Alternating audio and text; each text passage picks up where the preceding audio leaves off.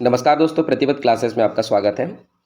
हम मध्य प्रदेश लोक सेवा आयोग द्वारा आयोजित असिस्टेंट प्रोफेसर एग्जामिनेशन राजनीति विज्ञान विषय के लिए लगातार प्रश्नों की श्रृंखला प्रस्तुत कर रहे हैं। ये आपके अभ्यास के लिए है और निश्चित ही आपको ये पसंद आ रही होगी। इसी के तहत चलिए प्रारंभ करते हैं आज के पहले प्रश्न के रूप में। पहला प्रश्न है, अल्प विकास के सिद्धांत का प्रस्तावक निम्नलिखित में से कौन है? आपको बताना है। Option A Max Weber, option B David Apter, option C Samir Amin और ऑप्शन डी अमर सेन। इसका सही उत्तर हो जाएगा option number C. Option number C में समीर अमीन है। अल्प विकास का जो अर्थ होता है उसका अर्थ है ऐसी परिस्थितियां हैं जहां संसाधनों का सक्रियता से प्रयोग हो रहा है परंतु और वहां पे विकास दिखाई दे रहा है, परंतु उसका प्रयोग इस ढंग से हो रहा है कि उसका लाभ प्रधान वर्ग को होता है, यानी उस क्षेत्र के जो प्रधान लोग हैं, मुख्य लोग हैं, प्रमुख लोग हैं, उनको होता है और उस जगह के, उस क्षेत्र की या उस देश की गरीब जनता को जहां वर्तमान में संसाधन है का लाभ नहीं मिल पाता है। तो ऐसे विकास को हम अल्प विकास के रूप में जानते हैं। तो अल्प विकास का सिद्धांत दिया था समीर अमीन ने। अगला प्रश्न है, सरकार की निम्नलिखित व्यवस्थाओं में से द्विसदनवाद किसकी अनिवार्य विशेषता है? तो आपको बताना है द्विसदनवाद किसकी अनिवार्य विशेषता है। यहाँ पे सरकार के प्रकार दिए हैं। ऑप्शन ए संसदीय व्यवस्था, ऑप्शन बी अध्यक्षीय व्यवस्था, ऑप्शन सी एकीकृत व्यवस्था और ऑप्शन डी संघीय व्यवस्था। तो इसे भी आप भलीभांति जानते हैं दोस्तों। इसका सही उत्तर हो जाएगा ऑप्शन नंबर डी संघीय व्यवस्था। संघीय व्यवस्था के तहत जो द्विसदनवाद है वो आता है। इसके अतिरिक्त यहाँ पे दो सरकार, शक्तियों का विभाजन, संविधान की सर्वोच्चता और संविधान की कठोरता जैसे लक्षण भी आपको संघीय व्यवस्था में दिखाई देते हैं। अगला प्रश्न देखेंगे, विकास प्रशासन को लक्ष्य उन्मुख और परिवर्तन उन्मुख के रूप में किसके द्वारा परिभाषित किया गया है? तो आपको ऑप्शन दिए हैं। Option A Milton Esman, option B Fredericks, option C Nicholas Henry और ऑप्शन डी एडवर्ड वीडनर। इसका सही उत्तर हो जाएगा option number D. Option number D में आएगा एडवर्ड वीडनर। एडवर्ड वीडनर ने विकास प्रशासन को लक्ष्य उन्मुख और परिवर्तन उन्मुख के रूप में परिभाषित किया है।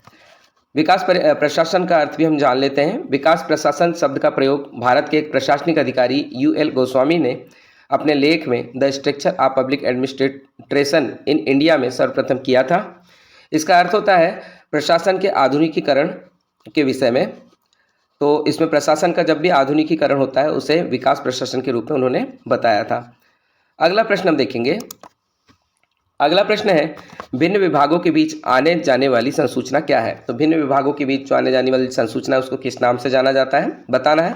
ऑप्शन ए ऊर्ध्वमुखी संप्रेषण, बी अर्धोमुखी संप्रेषण, सी पार्श्वी संप्रेषण और डी मौखिक संप्रेषण। इसका उत्तर होगा ऑप्शन नंबर सी पार्श्वी संप्रेषण। विभिन्न विभागों के बीच आने जाने वाली संसूचना पार्श्वी संप्रेषण कहलाती है। संप्रेषण अलग अलग प्रकार के होते हैं। संप्रेषण दो या दो से लोगों के बीच में जो कम्युनिकेशन होता है उसे कहा जाता है। यह दो प्रकार से हो सकता है, औपचारिक संप्रेषण और अनौपचारिक संप्रेषण के रूप में। अगला प्रश्न हम देखेंगे, भारत के उपराष्ट्रपति के बारे में निम्नलिखित कथनों में से कौन सा सही है? तो आपको सही कथन खोजना है। ऑप्शन कथन दिए हैं। ए राज्यसभा द्वारा निर्वाचित, बी राज्यसभा का पदेन अध्यक्ष है, सी 4 वर्ष के कार्यकाल के लिए निर्वाचित होता है और डी सदन के 2 सदनों के संयुक्त सत्रों की अध्यक्षता करता है। तो आप इसका उत्तर भी भलीभांति जानते होंगे। इसमें ऑप्शन नंबर बी ही सत्य है, बाकी सारे कथन असत्य हैं। तो इसका सही उत्तर हो जाएगा ऑप्शन नंबर बी। भारत में उपराष्ट्रपति का पद अमेरिका के तर्ज पर बनाया गया है। यह देश का दूसरा सर्वोच्च पद होता है और भारत के संविधान में अनुच्छेद 63 में उपराष्ट्रपति के पद के बारे में संपूर्ण जानकारी दी गई है। अगला प्रश्न हम देखेंगे, दलित पैंथर मूवमेंट कहाँ प्रारंभ किया गया था? Option number A Paschim Bangal, option number B Bihar, option number C Orissa और ऑप्शन नंबर डी महाराष्ट्र। इसका सही उत्तर हो जाएगा दोस्तों ऑप्शन नंबर डी महाराष्ट्र। दलित पैंथर एक सामाजिक राजनीतिक संगठन है जो दलितों का प्रतिनिधित्व करने तथा दलितों और पिछड़ों में प्रबोधन लाने के उद्देश्य से स्थापित किया गया था। इसकी स्थापना श्री नामदेव ढसाल और श्री जे.वी. पवार द्वारा 1972 में मुंबई में की गई थी, जो कि महाराष्ट्र में है, और इसने बाद में एक बड़े आंदोलन का रूप ले लिया था। तो दलित पैंथर मूवमेंट का संबंध महाराष्ट्र से है और 1972 में आया था। अगला प्रश्न हम देखेंगे, पिछड़े वर्ग के प्रथम आयोग ने सामाजिक एवं शैक्षणिक पिछड़ेपन की पहचान के लिए निम्नलिखित में से किस स्थिति पर जोर दिया है? तो आपको बताना है पिछड़े वर्ग प्रथम आयोग ने सामाजिक और शैक्षणिक पिछड़ेपन की पहचान के लिए किस स्थिति पर जोर दिया है, मतलब किस तरह की स्थिति के कारण ये सब है, आपको बताना है। ऑप्शन ए धर्म, ऑप्शन बी भाषा, ऑप्शन सी वर्ग और ऑप्शन डी जाति। दोस्तों इसका सही उत्तर हो जाएगा option number D. Option number D में आएगा जाति। पिछड़े वर्ग के प्रथम आयोग ने सामाजिक शैक्षणिक पिछड़ेपन की पहचान के लिए जाति की स्थिति पर जोर दिया है। आप सभी जानते हैं अनुच्छेद 340 के तहत संविधान में पिछड़े वर्ग के लोगों के लिए शैक्षणिक सामाजिक स्थिति की जांच करने थी आयोग ने अपनी रिपोर्ट दी थी। और अभी वर्तमान की अगर बात करें तो केंद्र, राज्य और केंद्र शासित प्रदेशों की सरकारों की ओबीसी लिस्ट में कुल 2650 अलग अलग प्रकार की जातियां शामिल हैं। अगला प्रश्न हम देखेंगे, भारत में योजना आयोग किस वर्ष में स्थापित हुआ था? तो आपको बताना है योजना आयोग की स्थापना कब हुई थी। Option A 1949, option B 1950, option C 1951 और ऑप्शन डी 1952। दोस्तों इसका सही उत्तर हो जाएगा ऑप्शन नंबर बी 1950।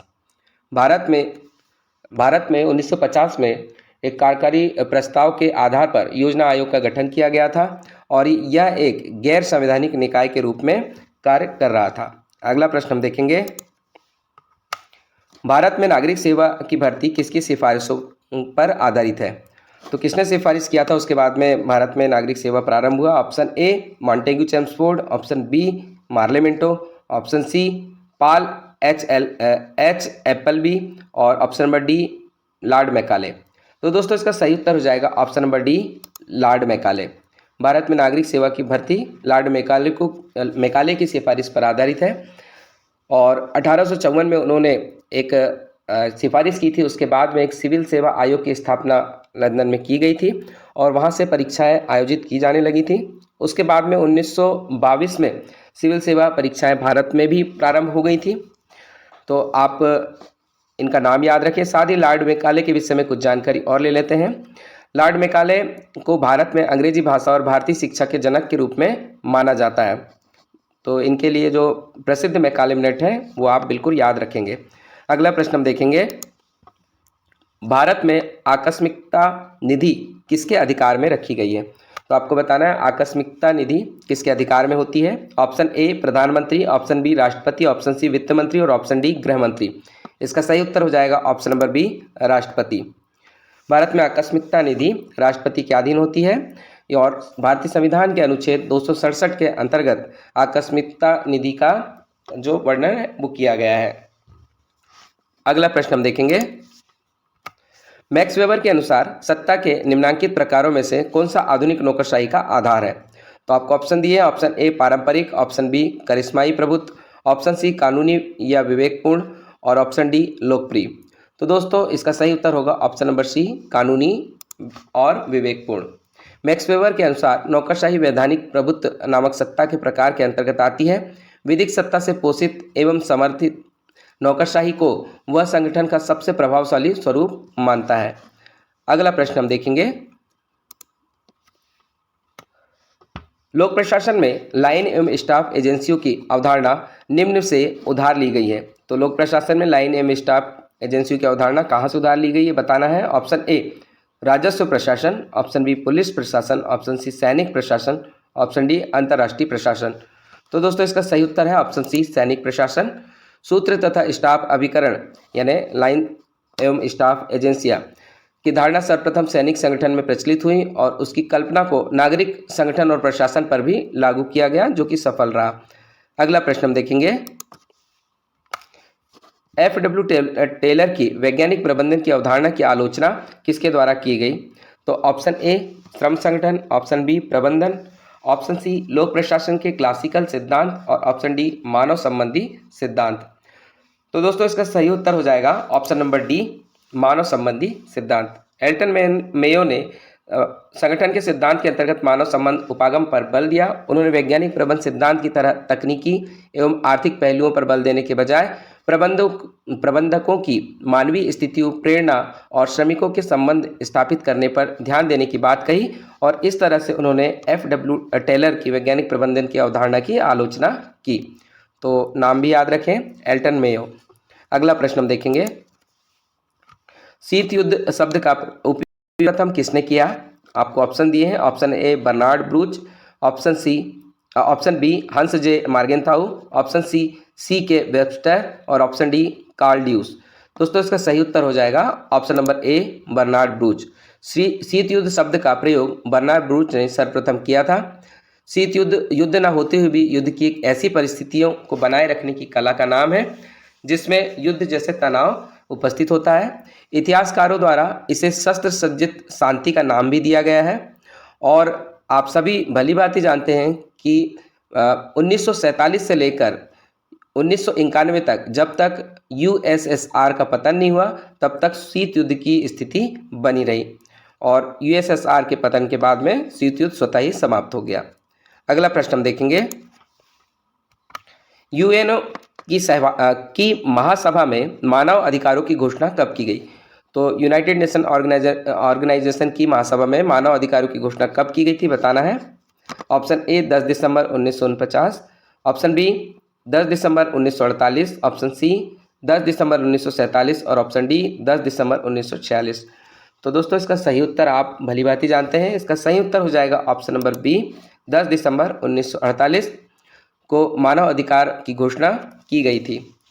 अगला प्रश्न हम देखेंगे। दोस्तों एक जानकारी इसमें और भी बताना चाहेंगे, मानव अधिकार संगठन के बाद में मार्च 2006 को संयुक्त राष्ट्र महासभा में एक नई मानवाधिकार परिषद का गठन प्रस्तावित किया गया और इसके गठन होने के बाद में मानवाधिकार के सारे दायित्व मानवाधिकार परिषद ही अब संभालने लगा है। अगला प्रश्न हम देखेंगे, एशिया एवं सुदूर पूर्व आर्थिक आयोग का प्रधान कार्यालय कहाँ स्थित है? Option A Bangkok, option B Tokyo, option C Kuala Lumpur और ऑप्शन डी जकार्ता। इसका सही उत्तर हो जाएगा option number A Bangkok. Asia एवं सुदूर पूर्व आर्थिक आयोग का प्रधान कार्यालय बैंकॉक में है। बैंकॉक थाईलैंड की राजधानी है तथा थाईलैंड दक्षिण पूर्व एशिया का एक देश है और यह आसियान संगठन का सदस्य भी है। अगला प्रश्न देखेंगे, समस्त के लिए एक और एक के लिए समस्त, यह कथन निम्नांकित में से एक लेखक द्वारा सामूहिक सुरक्षा के संबंध में दिया गया है। तो सामूहिक सुरक्षा के संबंध में दिया गया यह कथन किसने दिया है बताना है। Option A Palmer M Perkins, option B Hans J Morgenthau, option C मॉन कैपलान और ऑप्शन डी कार्ल ड्यूस।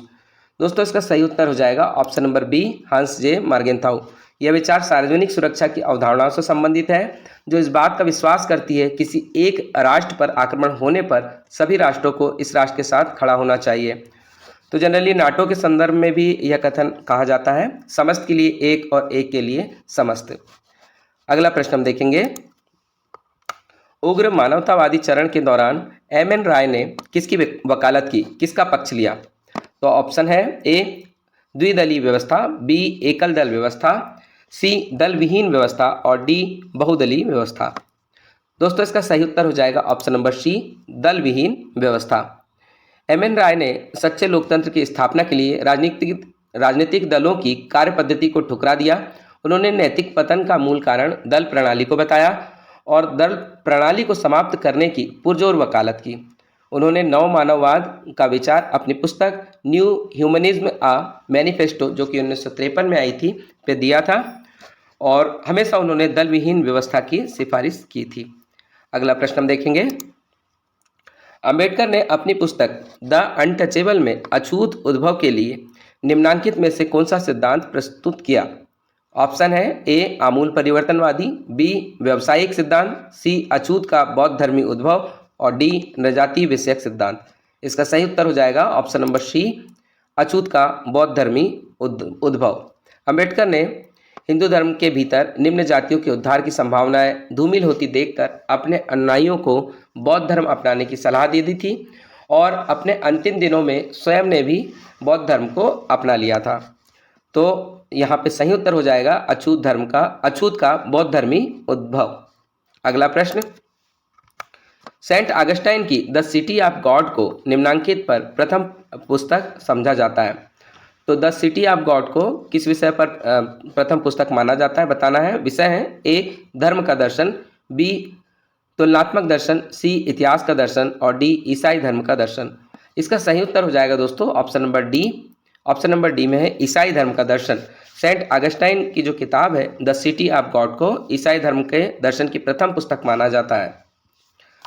अगला प्रश्न हम देखेंगे, अतिकल्पना के आविष्कार के रूप में प्राकृतिक अधिकारों को किसने दोषी पाया? ऑप्शन दिए हैं, option A Locke, B Bentham, C Rousseau और डी जे.एस. मिल। तो दोस्तों इसका सही उत्तर आप जानते हैं, ऑप्शन नंबर सी इसका सही उत्तर होगा। अतिकल्पना के आविष्कार के रूप में प्राकृतिक अधिकारों को रूसो ने गलत पाया था या दोषी पाया था। रूसो के अनुसार प्राकृतिक अवस्था में मनुष्य एकाकी था, स्वतंत्र था, नैतिक अनैतिक भावनाओं से मुक्त था, निस्वार्थ और संपत्ति तथा परिवार से रहित था और आदिम स्वर्ण युग की स्वर्गीय दशा में वो हमेशा विचरण करता था। तो अगला प्रश्न हम देखेंगे। अगला प्रश्न है, पूंजीवादी व्यवस्था के अंदर एक व्यक्ति की स्वतंत्रता को बचाने के लिए छुटपुट समायोजनों के सुझाव किस सिद्धांत ने दिए? तो आपको ऑप्शंस दिए हैं, ऑप्शन ए प्रकारितावाद, ऑप्शन बी व्यवस्था का सिद्धांत, ऑप्शन सी उदारवादी व्यक्ति सिद्धांत, ऑप्शन डी सामाजिक संविदा सिद्धांत।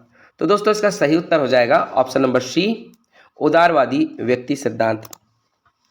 उदारवाद का आधार स्वतंत्रता है और वह केंद्रीकृत शासन का विरोधी है, जबकि लोकतंत्र का मूल आधार समानता है। उदारवाद में लोकतंत्र तथा व्यक्तिवादी विचारों का सम्मिश्रण पाया जाता है। अगला प्रश्न हम देखेंगे, इस बात पर किसने जोर दिया कि सरकार का प्रकार आर्थिक एवं भौगोलिक कारकों पर निर्भर करता है? तो ऑप्शन दिए हैं, A Jean Bodin, option B Plato, option C Cicero, option D Machiavelli.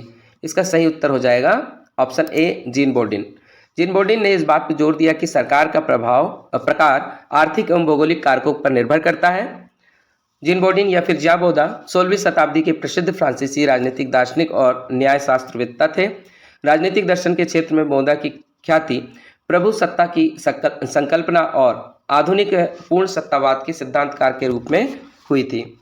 अगला प्रश्न हम देखेंगे, द्वंद्वात्मक पद्धति सर्वप्रथम किसने प्रतिपादित की थी? आपको ऑप्शन दिए हैं, ए अरस्तु, बी हीगल, सी मार्क्स और डी टॉलस्टॉय। इसका उत्तर हो जाएगा option number B Hegel. Hegel द्वारा प्रतिपादित विश्वात्मा शाश्वत है, सतत क्रियाशील और गतिशील है, ये किया गया था। इसका विकास द्वंद्वात्मक प्रक्रिया से निरंतर होता रहता है। इसे हीगल ने 3 क्रमों में विभाजित किया है, जैसे वाद, प्रतिवाद और संवाद के रूप में। तो द्वंद्वात्मक पद्धति सर्वप्रथम जो प्रतिपादित की थी उसमें आ जाएगा विद्वान हीगल। अगला प्रश्न है, एनिहिलेशन ऑफ कास्ट की कृति किसने लिखी है? एनिहिलेशन ऑफ कास्ट कृति किसने लिखी है? ऑप्शन दिए हैं, A M N Roy, B C R Das, C B R Ambedkar और डी एम के गांधी। दोस्तों इसका सही उत्तर इसके नाम में ही है। आपका सही उत्तर होगा option number C B R Ambedkar. इन्होंने एनिहिलेशन ऑफ कास्ट के विषय में जानकारी लिखी थी। अम्बेडकर ने इसका प्रकाशन 1936 में कराया था। इसमें तत्कालीन जाति व्यवस्था का घोर विरोध किया एवं उस समय के धार्मिक नेताओं का भी विरोध किया गया था। अगला प्रश्न हम देखेंगे, राजनीतिक व्यवस्था की क्षमताओं की अवधारणा निम्नांकित में से किसने दी है? ऑप्शन दिया है, A Lucian Pye, B David Easton, C Samuel P Huntington और डी गैब्रियल आलमंड। इसका सही उत्तर हो जाएगा option number A Lucian Pye. Lucian Pye ने राजनीतिक विकास से संबंधित इन 3 लक्षणों को समानता, क्षमता तथा विभेदीकरण कहा है। उसके अनुसार राजनीतिक विकास का अर्थ करते समय इसके निर्माणक तत्वों को ध्यान में रखना आवश्यक है के विषय में कहा है। अगला प्रश्न हम देखेंगे, दबाव समूह की भूमिका किसके कल्याण तक सीमित है? ऑप्शन ए समाज के सीमांतक वर्ग, ऑप्शन बी समाज के समस्त वर्ग, ऑप्शन सी सिर्फ उसके अपने सदस्य तक और ऑप्शन नंबर डी समष्टि मानवता। तो दोस्तों दबाव समूह की भूमिका जो होती है वो होती है ऑप्शन सी सिर्फ उसके सदस्य तक के कल्याण के लिए सीमित, इसलिए इसका सही उत्तर हो जाएगा ऑप्शन नंबर सी। दबाव समूह के लक्षण होते हैं, उद्देश्य सार्वजनिक हित न होकर अपने सदस्यों के कल्याण तक सीमित होता है। यह संगठित और असंगठित दोनों रूप में हो सकते हैं। दबाव समूह जो राजनीतिक संगठन नहीं होते और ना ही चुनाव लड़ते हैं, अपनी बात मनवाने के लिए ये जो पार्टियां होती हैं या सरकार होती है उस पर दबाव बनाने की कोशिश करते हैं। अगला प्रश्न हम देखेंगे, political order in changing societies कृति किसने लिखी थी? किसने ने लिखा था? राइटर के नाम है option A Thomas L Friedman, option B Gabriel Almond, option C Samuel P Huntington और ऑप्शन डी विल्फ्रेड परेटो। दोस्तों इसका सही उत्तर हो जाएगा option number C Samuel P Huntington. इन्होंने political order in changing societies नामक कृति लिखी जिसका प्रकाशन 1968 में हुआ था। अगला प्रश्न देखेंगे, 12वां विश्व हिंदी सम्मेलन के विषय में सत्य कथन का परीक्षण करें। तो 12वां विश्व हिंदी सम्मेलन जो 2023 में हुआ था, सत्य कथन का परीक्षण करना है। कथन दिया है, सम्मेलन 15 से 17 फरवरी 2023 को नाडी में फिजी सरकार के सहयोग से किया गया था। ऑप्शन नंबर बी, सम्मेलन का मुख्य विषय हिंदी पारंपरिक ज्ञान से कृत्रिम बुद्धिमत्ता तक था और जिस पर पूर्ण सत्र में चर्चा की गई, यानी इसका विषय था हिंदी पारंपरिक ज्ञान से कृत्रिम बुद्धिमत्ता तक और पूरे सत्र में इसकी चर्चा हुई थी। ऑप्शन नंबर सी है, सम्मेलन के दौरान ICCR और फिजी सरकार द्वारा विशेष सांस्कृतिक प्रदर्शन आयोजित किए गए तथा फिजी में गिरमटिया की कहानी पर एक विशेष प्रदर्शनी आयोजित की गई। कौन सा कथन सत्य बताना है? ऑप्शन ए केवल ए, ऑप्शन बी और सी, ऑप्शन सी ए बी और सी तथा ऑप्शन डी है दोस्तों ये केवल सी। तो इसका सही उत्तर हो जाएगा option number C A B और सी, यानी कि तीनों कथन इसमें सत्य हैं। तो पुनः देख लेते हैं, सम्मेलन 15 से 17 फरवरी 2023 को नाडी में फिजी सरकार के सहयोग से किया गया था और सम्मेलन का मुख्य विषय था हिंदी पारंपरिक ज्ञान से कृत्रिम बुद्धिमत्ता तक और इस विषय पर पूरे सत्र के दौरान चर्चा की गई थी। और तीसरा कथन, सम्मेलन के दौरान ICCR और फिजी सरकार द्वारा विशेष सांस्कृतिक प्रदर्शन आयोजित किए गए तथा फिजी में गिरमटिया की कहानी पर विशेष प्रदर्शनी आयोजित की गई थी। तो अगला प्रश्न हम देखेंगे दोस्तों, संयुक्त राष्ट्र शांति मिशन 2023 के लिए गलत कथन का चयन करें। तो आपको बताना है गलत कथन कौन सा है। कथन दिया है ऑप्शन ए, वर्ष 2007 में संयुक्त राष्ट्र शांति मिशन के लिए पूरी तरह से महिलाओं की टुकड़ी को तैनात करने वाला भारत पहला देश बना था। ऑप्शन नंबर बी, संयुक्त राष्ट्र में भारत के स्थायी मिशन ने एक बयान में कहा कि महिला शांति सैनिकों की पलटन 6 जनवरी 2023 को अबई में तैनात किया जाएगा। ऑप्शन नंबर सी, भारत ने अब तक UN पीस कीपिंग अभियानों में करीब 25,000 सैनिकों का योगदान दिया है।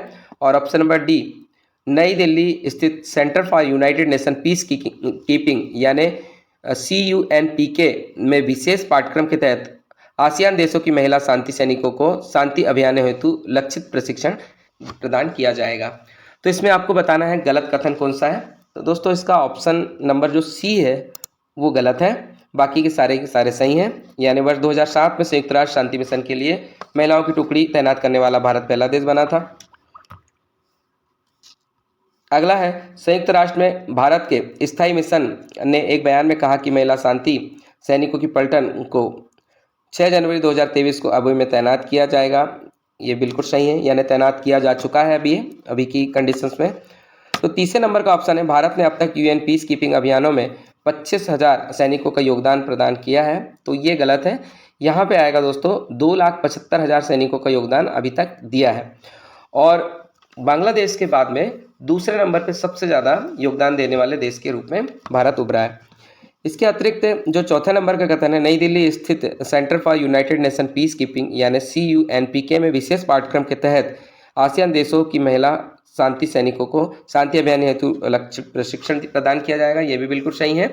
यानी आसियान देशों की महिलाओं को दिल्ली में जो CUNPK जो है सेंटर है वहाँ पे प्रशिक्षण मिलेगा, ये बिल्कुल सत्य है। तो दोस्तों ये हमारा अंतिम प्रश्न था। इसी तरह के प्रश्नों के लिए लगातार हमारे साथ बने रहिए। धन्यवाद। जय हिंद।